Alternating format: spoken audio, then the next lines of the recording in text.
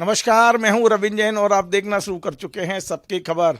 मध्य प्रदेश में विधानसभा चुनाव अब एकदम चरम पर हैं, लेकिन एक चीज जो भारतीय जनता पार्टी में महसूस की जा रही है ऊपर से नीचे तक, वो ये कि भारतीय जनता पार्टी के स्थापित नेताओं को अब घर बिठा दिया गया है।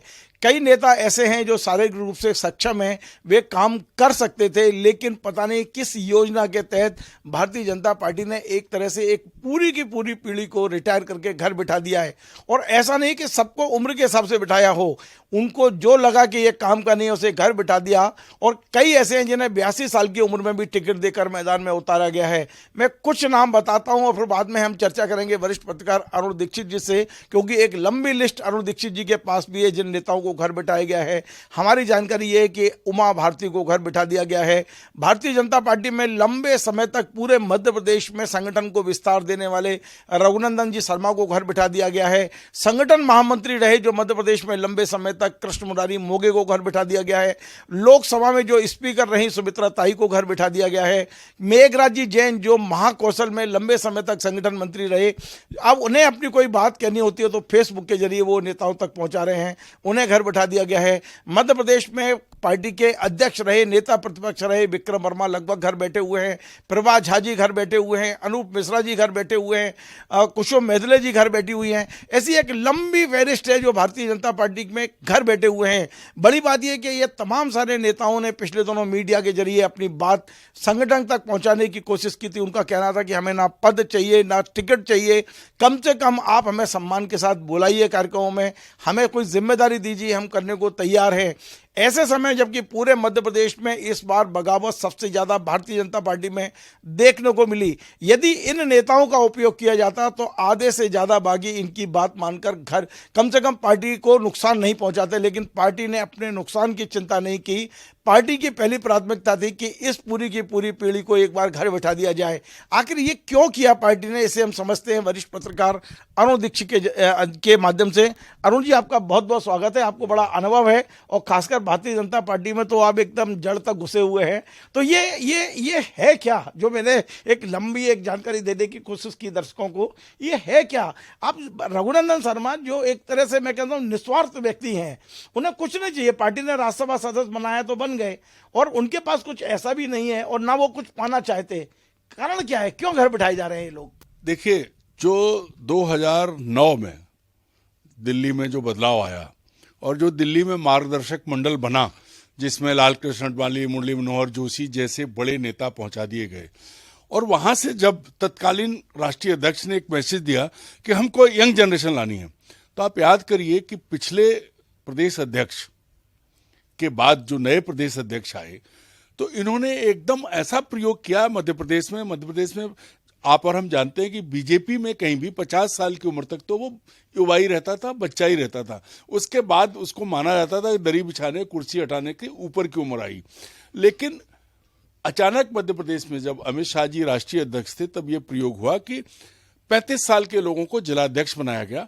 तो वो पारी ऊपर की बात बाद में करेंगे जो नाम लिए, इन्होंने तो 50 साल की उम्र तक के लोग किनारे करके घर बैठा दिए। जिनके नाम आपने लिए मैं उनमें 2 नाम और जोड़ता हूं। उसमें आप हिम्मत कोठारी को जोड़िए, उसमें आप कैलाश चावला को जोड़िए, ये भी पुराने और बड़े नाम थे। आप गौरीशंकर शेजवार को जोड़िए, तो इस लिस्ट में उमाशंकर जी का भी नाम आ गया है। गौरीशंकर शेजवार को जोड़िए। ये इनको मैंने 30 साल पहले इनको तेवर देखे हैं। विधानसभा में कांग्रेस सरकार को टांग लेते थे, हम कहते हैं टांग लेते थे अकेले गौरीशंकर शेजवार। विक्रम वर्मा जी भी बड़े, मतलब उनका स्वभाव उग्र नहीं, लेकिन इतने विद्वान विनम्रता के साथ चीजें रखते थे। रघुनंदन शर्मा जी हों, कैलाश चावला जी हों, हिम्मत कोठारी जी हों, धोखे से बच गए, नहीं तो जयंत मलैया भी इसमें आ गए थे। अगर दमोह की जनता कांग्रेस को जिताती नहीं तो जयंत मलैया भी आज मार्गदर्शक मंडल में बैठे होते।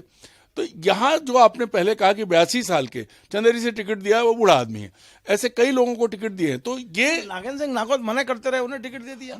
मैं वही कह रहा हूं कि इनका क्या है कि एक सिंपल सी थ्योरी है कि जिसने आंख दिखाई या जिसने ताकत बता दी उसको तो उसके आगे तो ये झुक गए। अन्यथा इन्होंने, बताइए, जयभान सिंह पवैया का नाम हम क्यों भूलें?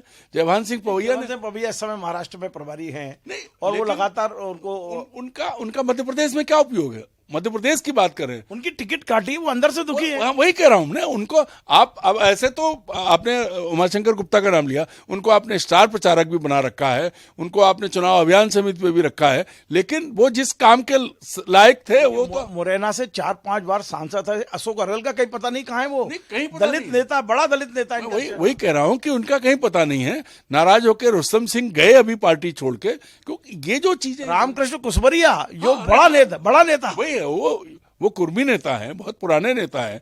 आप बात कर रहे हो तो एक तरह से इन्होंने एक साथ काम किया। देखिए, जो पुराने नेता थे उनको घर बैठाया, और जो वर्तमान नेतृत्व जो आया इसने अपने समकालीन सब घर बैठा दिए। अब इंदौर का, सागर का, भोपाल का जिला अध्यक्ष एक लड़का है 35 साल का, 40 साल का, उसके साथ अपने मेघराज जैन कैसे सामंजस्य बिठा सकते हैं, कैसे कृष्ण मुरारी मोघे जी सामंजस्य बिठा सकते हैं। ऐसे और भी कई लोग हैं जिनके नाम अभी हमें इस वक्त याद नहीं आ रहे हैं। इंदौर में हैं, उज्जैन में हैं, हर मुख्यालय, सागर में हैं, सब जगह वो नेता हैं। अभी लक्ष्मीनारायण यादव ने छोड़ी। बहुत महत्वपूर्ण सवाल मैं पूछ रहा हूं, मुझे याद आ गया, वो ये कि भारतीय जनता पार्टी जो निर्णय होते हैं वो अकेले नहीं लेती थी। भारतीय जनता पार्टी में राष्ट्रीय स्वयंसेवक संघ से एक संगठन महामंत्री आते हैं, और ये संगठन महामंत्री की बहुत बड़ी जिम्मेदारी होती थी कि इन सबको जोड़ के रखा जाए, एक माला के रूप में पिरो के रखा जाए। तो क्या भारतीय जनता पार्टी में जो संगठन मंत्री आए हैं राष्ट्रीय स्वयंसेवक संघ से, उनकी इस पूरे मामले में क्या भूमिका देख रहे हैं आप, जो हितानंद जी शर्मा साहब हैं? नहीं, मुझे लगता है उन्हें कोई पूछ ही नहीं रहा है, उनकी कोई हैसियत नहीं बची है। दिल्ली ने जिस तरह की चीजें कर दी हैं संघ में, संगठन में, हितानंद जी को ना पूछने का मतलब है संघ को ना पूछना, नहीं पूछा जा रहा है। अन्यथा आप एक बात बताइए, रघुनंदन शर्मा जी, मैं उनको 30 साल पहले देखा था, जब मैं यहाँ आया था तो संगठन कार्यालय मंत्री थे। उस वक्त का एक किस्सा इससे हटके बताते हैं। तब भी लोग आपस में मतभेद होते थे, विरोध होता था। आपको याद होगा जब विक्रम वर्मा प्रदेश अध्यक्ष का चुनाव लड़े थे तो उनका विरोध शिवराज सिंह के खिलाफ, उनके साथ कैलाश विजयवर्गीय और ये सब लोग खड़े हो गए थे, उनका विरोध किया था। तब ठाकरे जी ने चुनाव तो होने दिया, लेकिन ये तय कर दिया कि जीतेंगे तो विक्रम वर्मा, और विक्रम वर्मा चुनाव जीते। उस वक्त ठाकरे जी की एक भूमिका ऐसी होती थी कि अपने, मैंने देखा, कंधे पे झोला, उसमें एक धोती कुर्ता, एक गमछा, और वो एक, उस वक्त भाजपा को गाड़ी मिलने की स्थिति थी, एक गाड़ी लेकर निकल जाते थे, कहाँ जाएंगे, किसके घर जाएंगे, और किसी की वो हिम्मत नहीं थी कि ठाकरे जी का विरोध कर सके। और ठाकरे जी ने भी, भले ही उनको पटवा जी का संरक्षक कहा जाता हो, लेकिन जब जरूरत पड़ी तो पार्टी के हित में पटवा जी को भी पीछे किया, सारंग जी को भी पीछे किया, पार्टी को माना। ये भूमिका आज रघुनंदन शर्मा, हिम्मत कोठारी, ये बड़े लोग हैं, और ऐसे अभी भी बहुत सारे लोग हैं जो जाएंगे किसी कार्यकर्ता के। क्या भविष्य देख रहे हैं, क्योंकि जिस तरह से इन्हें बिल्कुल ही घर बिठा दिया है, एक तरह से कोई पूछ ही नहीं रहा इनको। आप यदि इनसे जाके बात करो, मैंने बात की है, तो ये फट पड़ते हैं, इनका जो दुख है, इनके आंखों से आंसू टपक पड़ते हैं। आपको इसका एक लाइन में जवाब देता हूं। आपके ग्वालियर शहर में पिछले सप्ताह केंद्रीय गृह मंत्री गए थे। उन्होंने वहां पार्टी में मीटिंग में ये कहा कि नाराज मौसा और फूफा को मत पूछो, उन्हें पड़ा रहने दो जहां पड़े हैं, उनकी कोई जरूरत नहीं है। आप तो ऐसा करो, समाजवादी पार्टी और बहुजन समाज पार्टी के लोगों की मदद करो। तो ये जो कहना कि नाराज फूफा और मौसा को मत पूछो, ये इसी से साफ जाहिर है। ये लोग नाराज नहीं है भाई, अब उन्हें मान लिया गया, उनसे कोई बात ही नहीं कर रहा है। देखिए, रघुनंदन जी नाराज नहीं है, मोगी जी नाराज नहीं है। सवाल यह है कि उन्हें अपने घर में बुजुर्ग चाहिए ही नहीं, क्योंकि ये आज भी मैं ये मानता हूं कि इन लोगों के जो संस्कार हैं कि अगर कोई गलत फैसला हो रहा होगा तो ये आवाज जरूर उठाएंगे। 30 साल में मैंने ये बात सही है कि ये सच को सच और गलत को गलत बोलने वाले हैं। और आज पार्टी में नरेंद्र मोदी की अगुवाई वाले सामूहिक नेतृत्व वाली पार्टी में, जिसमें अकेले सामूहिक नेतृत्व वही करते हैं, वही अकेले समूह के बराबर हैं, वहां किसी की नहीं सुनी जाती, कोई कुछ नहीं कह सकता। वहां आपको वो करना है जो आपको कहा गया, आपको ये नहीं कहना कि ये ठीक है, ये गलत है। ये जो शीर्ष से उतर के आ रहा है, उसका परिणाम मध्य प्रदेश की वो पीढ़ी भुगत रही है जिसने अपने खून पसीने से अपनी जान देके इस पार्टी को खड़ा किया, जिसने कांग्रेस का कष्ट भोगा, जिसने जो इमरजेंसी में जेल गए, वो लोग जो हैं आज ऐसे पीड़ित हैं। देखिए उनकी समस्या क्या है। एक और बड़ा महत्वपूर्ण सवाल है कि संघ क्या भूमिका निभा रहा है इस चुनाव में। इस चुनाव में मतलब इन लोगों को जोड़ने में भी पहले संघ एक आवाज आते थे तो सब आ जाते थे, इस बार हमें फील्ड में संघ दिखाई नहीं दे रहा। राष्ट्रीय स्वयंसेवक संघ अगर संघ जोड़ रहा होता तो हमें ये चर्चा करने की जरूरत ही नहीं पड़ती, क्योंकि मौका ही नहीं होता, सब लोग काम कर रहे होते, ये घर में नहीं बैठे होते। तो संघ तटस्थ है इस चुनाव में। संघ तटस्थ नहीं होता, वही कह रहा हूं, संघ तटस्थ है तभी तो इंदौर के, उज्जैन के, भोपाल के बड़े बड़े नेता जो हैं, अकेले एक उमाशंकर गुप्ता का नाम जरूर जोड़ा है क्योंकि उनका टिकट काटा, उन्हें जोड़ा है, बाकियों के ले लीजिए आप। कहाँ है लोग? उमा भारती भोपाल में बैठी है, जिस महिला ने मध्य प्रदेश में सत्ता दिलाई उसकी बात नहीं कर रहे हैं। गौरी शंकर से इस बार बड़ा दलित चेहरा है, आप उसको नाम नहीं ले रहे हैं। बजरंग दल के राष्ट्रीय संयोजक रहे, उन्हें आपने महाराष्ट्र भेज दिया है, जहां घर में इनकी जरूरत है, जिन्होंने अपनी ताकत दिखाई है। माधवराव सिंधिया को नाकों चने चब्बाने वाले जयभान सिंह पवैया आज अपनी पार्टी में महाराष्ट्र में पड़े। एक और बता दूं मैं आपको, मध्य प्रदेश में महाराष्ट्र के जिस नेता को यहाँ प्रभारी बनाया है पंकजा मुंडे, वो भी रूट के बैठी हैं, वो आई नहीं रही। पूरा इलेक्शन, आधा इलेक्शन निकल गया, पंकजा मुंडे को किसी ने देखा नहीं है। तो यही तो कह रहा हूं कि ये जो नेतृत्व जो कर रहा है, इन्हें अब बुजुर्ग चाहिए ही नहीं, क्योंकि बुजुर्ग होंगे तो सच बोलेंगे, सही बात कहेंगे, और इन्हें मनमानी करनी है। और राज्यों के स्तर पर किसी भी राज्य में सिर्फ मुझे ऐसा लगता है कि सिर्फ और सिर्फ योगी आदित्यनाथ ऐसे हैं जो अभी पूरी तरह से, जिन्होंने केंद्रीय नेतृत्व, जिन्होंने अभी गुलामी को स्वीकार नहीं किया, जिन्होंने घुटने नहीं टेके हैं, जो अपनी, अन्यथा किसी राज्य का कोई अध्यक्ष हो, कोई मुख्यमंत्री हो या कोई भी नेता हो, कैबिनेट मिनिस्टर नरेंद्र मोदी जी की कैबिनेट में राजनाथ सिंह जैसे बड़े नेता मुंह खोलने को तैयार नहीं हैं। अपने क्या नाम, नागपुर वाले जो हैं। अरुण जी, ये पूछना चाहता हूं और मेरे मन में जिज्ञासा है, ये हो सकता है मेरा प्रश्न काल्पनिक हो, जिन 7 बड़े नेताओं को दिल्ली वालों ने यहाँ चुनाव लड़ने भेज दिया है, जो सांसद थे, एक, हाँ 8 मान लीजिए, 7 सांसद हैं और एक राष्ट्रीय महासचिव है, जिन 8 नेताओं को दिल्ली वालों ने मध्य प्रदेश का चुनाव लड़ने भेज दिया है, संयोग से इनमें से 2, 4, 5, 10 यदि हार जाते हैं, 2, 4, 5, तो क्या इनका भी वही हाल होगा जो उमा जी का, रघु जी का और ये दूसरी जो जिन लोगों को घर बिठाया गया है? क्या ये लोग घर बैठेंगे? क्या इनका कोई राजनीतिक भविष्य दिखता है आपको? देखिए, केंद्रीय दृष्टि से बात करें तो इनका भविष्य खत्म हो चुका है। अगर जीत गए तो मध्य प्रदेश तक सीमित रहेंगे, और अगर हार गए तो अपने घर जाएंगे, अपनी दुकान चलाएंगे, अपना खेत पे बैठेंगे, बाकी इन्हें कोई नहीं पूछने वाला है इसके बाद। ये बहुत साफ है। ये जो 8 नेता आए हैं, ये दुतरफा फंसे हुए हैं कि अगर जीत गए तो मध्य प्रदेश से बाहर फिर नहीं निकलेंगे, फिर बड़ी बड़ी बातें करने के लिए कैलाश विजयवर्गीय हरियाणा या बंगाल नहीं जाएंगे, और न ही नरेंद्र सिंह तोमर राष्ट्रीय कृषि मंत्री बनके राष्ट्रीय भूमिका में हुए। इनको मध्य प्रदेश में ही रहना पड़ेगा। और अगर जीत गए तो ये है, और हार गए तो फिर आपको कौन से गांव में हैं, दिमनी के तो रहने वाले नहीं है, सब अपने अपने, दिमनी के पास ही उनका गांव है। क्योंकि जो भी तोमर, असली तोमर आपको दुनिया में कहीं भी मिलेगा तो वो तोमर घाट जो 80,000 लोग हैं ना, उन्हीं में से मिलेगा आपको। मान लिया तो फिर वही दिमनी में घूमते नजर आएंगे, और कुछ नहीं है। किसी भी स्थिति में बहुत सोच समझ के, क्योंकि आप एक बात और समझिए, मध्य प्रदेश वो राज्य है जहां बीजेपी ने सांस ली, घुटनों चलना सीखा। आप अटल बिहारी वाजपेयी, राजमाता विजयाराजे सिंधिया, आडवाणी जी भी मध्य प्रदेश ग्वालियर से, प्यारेलाल खंडेलवाल, नारायण प्रसाद गुप्ता, कुशाभाऊ ठाकरे, लक्ष्मी नारायण, नरेश जौहरी, और हाँ सुंदरलाल पटवा, लखीराम अग्रवाल, और आदिवासियों में कहें तो क्या नाम, एक नाम हम भूल रहे हैं, उनकी भूमिका क्या है इस बार?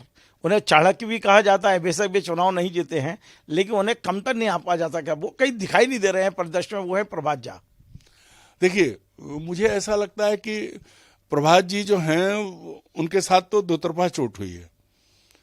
प्रभात जाने, मैं आज क्रेडिट देता हूं कि ज्योतिरादित्य सिंधिया के खिलाफ जो मुहिम चलाई, चैलेंज किया था, जिससे डर के वो वापस बीजेपी में आए। हाँ वही, और वो हारे और उसके बाद आए, तो उसके बाद तो प्रभात झा को सम्मान बढ़ना चाहिए था, क्योंकि उन्हें तो विवश किया जाता है कि जाइए महल में जाके खाना खाइए। अब वही कह रहा हूं, तो वो उनके साथ, उनकी तरह उन्हें तो दोहरा अपमान झेलना पड़ रहा है। ये ठीक है कि वो राजमाता के करीब थे, बड़ा सम्मान करते थे, राजमाता उन्हें स्नेह करती थी, मैंने देखा है, लेकिन बाद के हालात में अगर आपने जिस तरह की भाषा, जिस तरह के डायलॉग बोल के प्रभात झा गए थे, और बाद में आज जो स्थिति है, तो एक तो सबसे बुरा उनके साथ ये हो रहा है कि मध्य प्रदेश के उनके साथ वाले नेता जिनको उन्होंने पाला पोसा वो कह देते हैं तो बाहर के हैं, एक चीज। और दूसरा, उनके ऊपर उनको वो राष्ट्रीय उपाध्यक्ष रहे, उन्होंने बड़ा काम किया है, लेकिन अचानक आपने उन्हीं सिंधिया जी की शरण में डाल दिया है, उन्हीं के पीछे खड़ा होने को। एक बात तो उनके दुश्मन भी स्वीकार करते हैं कि प्रभात जैसा मेहनत करने वाला व्यक्ति संगठन में दूसरा नहीं थे। इतने प्रवास किए और इतने लोगों को जोड़ा। एक जैसे दिग्विजय सिंह जी एक कार्यकर्ताओं को नाम से पहचानते थे, वैसे ही प्रभात झा एकमात्र अध्यक्ष रहे हैं लंबे समय में जो पूरे मध्य प्रदेश के जिले के एक एक कार्यकर्ताओं को नाम से पहचानते थे। प्रवीण जी, मैं जब प्रभात झा से मिला था 90 के आसपास, तो वो अपने छोटे बच्चों को अपने मित्रों के हवाले अपना परिवार छोड़ के ग्वालियर में वो पूरा देश घूम रहे थे, सब जगह पार्टी के लिए काम कर रहे थे। मुझे लगता है कि अब शायद बुढ़ापे में परिवार के साथ हैं, पूरा जीवन उन्होंने पार्टी के लिए निकाल दिया। तो इसका अगर कोई श्रेय ना दे तो फिर वही बात आती है, ऐसा कांग्रेस में तो होता है पर बीजेपी में होने लगा। चलिए, एक अंतिम सवाल यह है मेरा कि यही हालात रहे तो भाजपा का भविष्य क्या है? देखिए, जो सफर कांग्रेस ने 70 साल में तय किया उसका 3/4 सफर तो इन्होंने 10 साल में तय कर लिया है। या तो आने वाले दिनों में भारतीय जनता पार्टी लोकतांत्रिक पार्टी नहीं रहेगी, क्योंकि कांग्रेस के पास तो कोई रिमोट कंट्रोल नहीं था, पर यहाँ तो राष्ट्रीय स्वयंसेवक है, संघ पूरा रिमोट कंट्रोल है, वो सब चीजों को समझ रहे हैं, वो भी कहीं ना कहीं विचार कर रहे होंगे, वो भी कहीं ना कहीं विचार कर रहे होंगे कि इन हालातों से कैसे निपटना है, संघ को हम कैसे कमतर नाप सकते हैं। मेरा आपसे प्रति प्रश्न है, थोड़े दिन पहले हमने बात की थी, संघ के कुछ लोगों ने एक पार्टी बनाई है,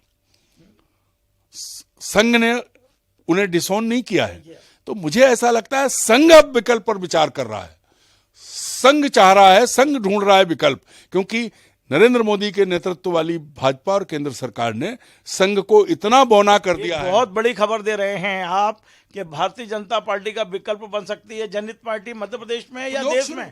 प्रयोग शुरू हुआ है, पहले ऐसे ही धीरे धीरे खड़े होते हैं, क्योंकि संघ जमीनी संगठन है, वो धीरे से नीचे से लाता है, वो स्वयं सेवक जिन्होंने जीवन दिया, अंकुर दिया है। और आप उस जनहित पार्टी के साथ साथ आप कभी भी गोविंदाचार्य को मत भूलिए, वो भी अभी भी संघ से जुड़े हैं। मैं कभी ये नहीं मान सकता कि वो भारत स्वाभिमान आंदोलन संघ से अलग है, वो सब है। जिस दिन संघ को ये लगेगा कि हमने विकल्प खोज लिया, क्योंकि संघ को जरूरत थी, संघ का जो एजेंडा था, संघ जिस लाइन पे काम कर रहा था, उसके लिए नरेंद्र मोदी उनको मुफीद साबित हुए, उन्होंने संघ ने मदद की। लेकिन नरेंद्र मोदी ने पलट के जो किया है कि सबकी लाइनें छोटी करनी चाह रहे हैं, वो उसमें अब संघ को भी अब उनका विकल्प खोजने के लिए विवश होना पड़ा है। और यही वजह है कि जनहित पार्टी मध्य प्रदेश में आई, भले ही उसकी कोई पहचान ना बने, लेकिन एक संगठन बन गया है और संघ ने डिसोन नहीं किया। न 16 उम्मीदवार लड़ रहे हैं मध्य प्रदेश में, मैं वही कह रहा हूं। और किसी स्तर पर संघ ने ये नहीं कहा कि हमारा इनसे कोई मतलब नहीं है, खंडन भी नहीं किया, कोई नहीं खंडन किया है। तो ये जो आप कह रहे हैं, मुझे लगता है कि धीरे धीरे समय बहुत बड़ा बलवान है, बहुत बड़ी ताकत है समय की। यही नरेंद्र मोदी 1998 में मध्य प्रदेश में बीजेपी को हरवा के गए थे। आज पूरे देश में, ठीक है, इवेंट मैनेजमेंट, उन्होंने एक नया पॉलिटिक्स में इवेंट मैनेजमेंट की पॉलिटिक्स लाए, जो वो कर रहे थे आज अपने मुख्यमंत्री कर रहे हैं, बहुत बढ़िया, रोज हम लोग तमाशा देख रहे हैं। लेकिन संघ अगर इस तरह चलेगा तो संघ खत्म हो जाएगा। तो संघ अब जनहित पार्टी के जरिए विकल्प खोज रहा है, ऐसा मेरा मानना है, ये मेरी राय है। चलिए, बहुत बहुत धन्यवाद। तो आप थे अरुण दीक्षित जी, जिनका मानना है कि जो हालात इस समय बीजेपी में हो गए हैं वो चौंकाने वाले जरूर है, लेकिन राष्ट्रीय स्वयंसेवक संघ अब नए सिरे से कुछ विचार कर रहा है। और इनका ये कहना है, एक बड़ी खबर है, ये नेशनल स्तर पर बड़ी खबर है कि संघ अब भारतीय जनता पार्टी के विकल्प की तलाश शुरू कर दी है, विकल्प ये खोजने लगा है। हो सकता है मध्य प्रदेश में जो नया संगठन बना है जनहित पार्टी, ये संघ की नज़र में भारतीय जनता पार्टी का आगे चल के विकल्प बन सके। आपको हमारा ये कार्यक्रम पसंद आए, आप इसे शेयर करें, लाइक करें, कमेंट करें। और आपसे बार बार निवेदन है, यदि आप इस कार्यक्रम को फेसबुक पर देख रहे हैं तो हमें फॉलो करें, और यदि यूट्यूब पर देख रहे हैं तो हमें सब्सक्राइब अवश्य करें। धन्यवाद।